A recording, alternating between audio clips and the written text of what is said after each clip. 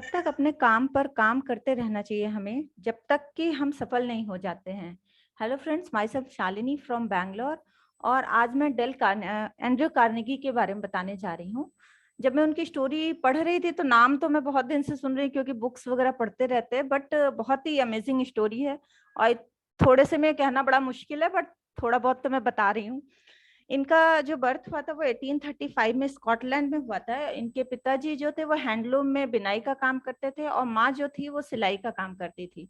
और घर में बहुत गरीबी थी, और उसी तरह में उनकी स्कूलिंग चल रही थी। बट चूंकि परिस्थिति अच्छी नहीं थी, तो इन लोगों ने वहां से यूएस शिफ्ट होने का डिसीजन लिया। बट शिफ्ट होने के लिए भी इन लोग के पास पैसे नहीं थे, तो इन्होंने घर का कुछ सामान बेचकर देन ये लोग पिट्सबर्ग में, यूएस पिट्सबर्ग में शिफ्ट हो गए।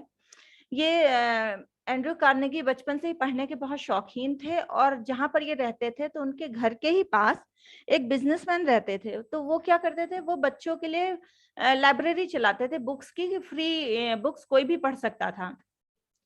तो एंड्रयू चूंकि पढ़ने के शौकीन थे, तो वो वहां से बुक्स लेकर पढ़ाई अपनी करने लगे, जो भी, क्योंकि स्कूलिंग तो वहाँ उनकी खत्म हो गई थी। जब वो शिफ्ट हुए तो वो 13 ईयर के थे, बट आगे की पढ़ाई के लिए उनके पास पैसे नहीं थे। तो उन्होंने जॉब शुरू कर दी, एज अ टेलीग्राफ मैसेंजर की जॉब। और साथ में वो जो अंकल थे, मतलब बिजनेसमैन थे, उनकी बुक्स से वो आगे की पढ़ाई करने लगे, क्योंकि वो लाइब्रेरी बहुत अच्छी थी। और वहीं से उनके मन में ये इच्छा आई कि आगे चलकर जब वो बहुत अमीर बन जाएंगे तो वो भी बहुत सारी लाइब्रेरीज बनवाएंगे, जो कि उन लोगों के लिए होगी जो जिनके लिए पढ़ाई की फैसिलिटी नहीं है। उनके टेलीग्राफ मैसेंजर का काम बहुत अच्छा चल रहा था। उनकी मेहनत के कारण वो बहुत जल्दी टेलीग्राफ ऑपरेटर बन गए।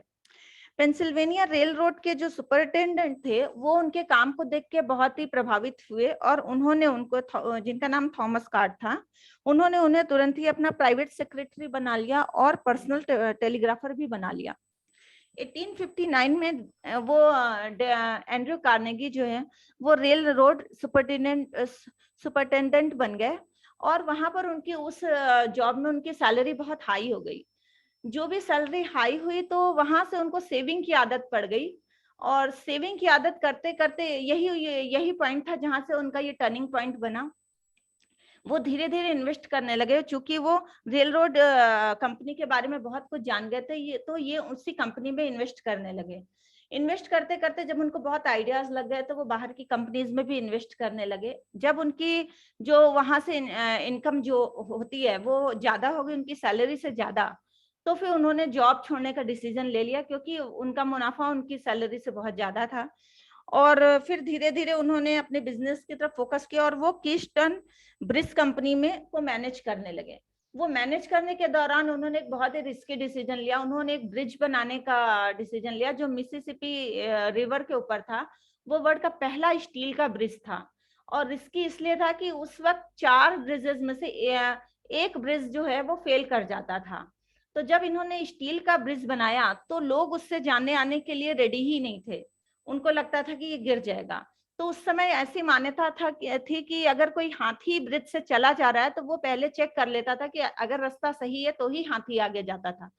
तो फिर एंड्रयू कार्नेगी ने पहले हाथी को अपने पुल से गुजारा। तो जब लोगों ने देखा कि अच्छा हाथी जा रहा है, तब लोगों ने आना जाना शुरू किया।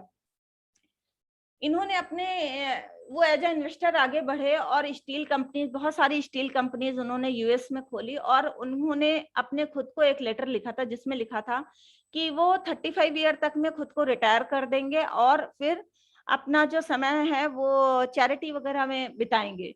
बट वो रिटायर तो नहीं हुए, बट उसके बाद उन्होंने फोकस अपना चैरिटी के ऊपर किया। उन्होंने स्टील के ऊपर बहुत सारी इनोवेशन किए।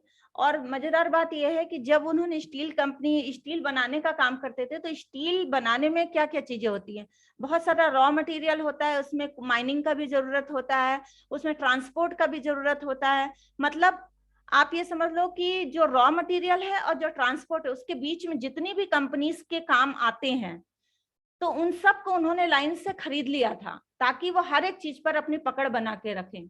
यानी कि अगर कोल का काम है, तो वो कोल की माइनिंग को खरीद लिया उन्होंने, स्टील का जो रॉ मटेरियल है उसको खरीद लिया उन्होंने, ट्रांसपोर्ट के लिए शिपिंग कंपनीज को खरीद लिया उन्होंने, रेल रोड जिसमें वो काम करते थे उसको भी खरीद लिया उन्होंने, क्योंकि वो ट्रांसपोर्ट के लिए जरूरी पड़ता था। उसके बाद उन्होंने क्या किया कि 1889 में कार्नेगी ने स्टील कंपनी शुरू करी, अपनी स्टील कंपनी शुरू करी, जिसका नाम था कार्नेगी स्टील कंपनी, जो वर्ल्ड की लार्जेस्ट स्टील कंपनी थी।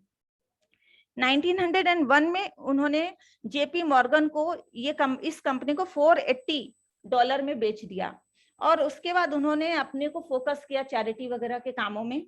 उन्होंने उनकी 90% वेल्थ को उन्होंने डोनेट कर दिया, और लगभग जो कि बराबर थी 60,000 करोड़ रुपए के बराबर, जो उन्होंने डोनेट किया।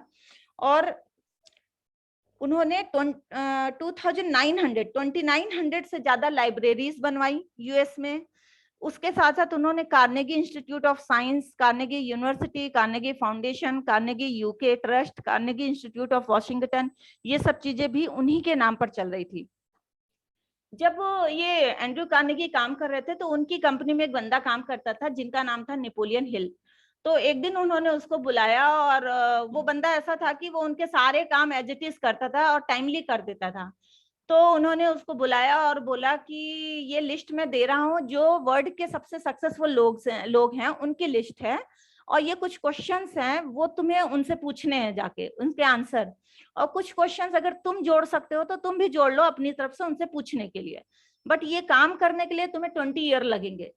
तो जो नेपोलियन हिल थे उन्होंने वो मतलब चैलेंज एक्सेप्ट किया, और उन्हें 20 ईयर लगा ये काम करने में, उन पूरी लिस्ट को कवर करने में, उन सारे सक्सेसफुल लोगों को मिलने में, उनके सक्सेस सीक्रेट्स जानने में।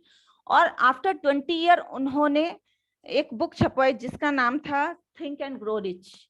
तो ये मुझे अभी पता चला कि ये इस तरीके से ये बुक आई, और मतलब पढ़ने के बाद ज्यादा इंटरेस्ट आ गया कि हाँ, ये मतलब सच में वो ऐसी बुक है कि एंड्रयू कार्नेगी के कहने पे 20 ईयर में ये बुक तैयार हुई। तो यही था मेरी तरफ से। ये बहुत ही मतलब अमेजिंग स्टोरी है, और खुद से मतलब इनकी पूरी बुक है ऑटोबायोग्राफी, जो कि खुद पढ़ने लायक है, क्योंकि सारी चीजें तो कवर नहीं की जा सकती हैं। Thank you everyone.